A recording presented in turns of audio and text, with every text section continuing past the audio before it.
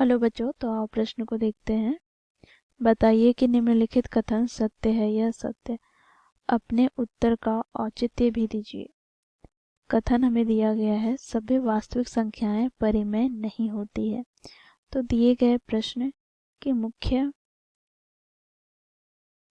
अवधारणा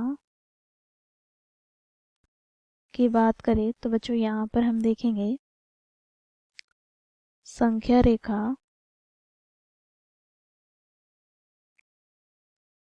पर बच्चों देखो सभी संख्याएं क्या होते हैं, वास्तविक संख्याएं होते हैं।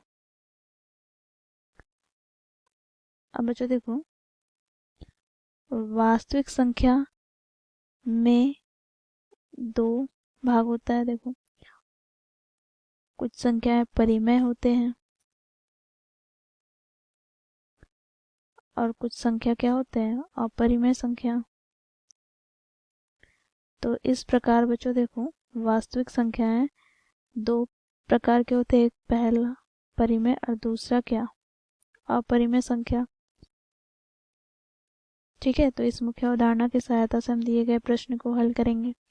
तो प्रश्न में कथन में क्या कहा गया है, सभी वास्तविक संख्याएं क्या होते हैं, परिमेय नहीं होते हैं। तो बच्चों देखो ये तो कथन सही बोला जा रहा है, क्योंकि वास्तविक संख्या सिर्फ और सिर्फ परिमेय नहीं है, ये अपरिमेय संख्या दोनों का सम्मिलित रूप है।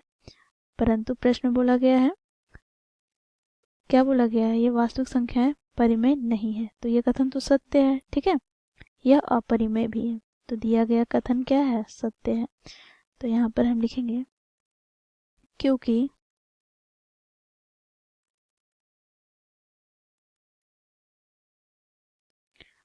वास्तविक संख्या परिमेय संख्या तथा अपरिमेय संख्या का सम्मिलित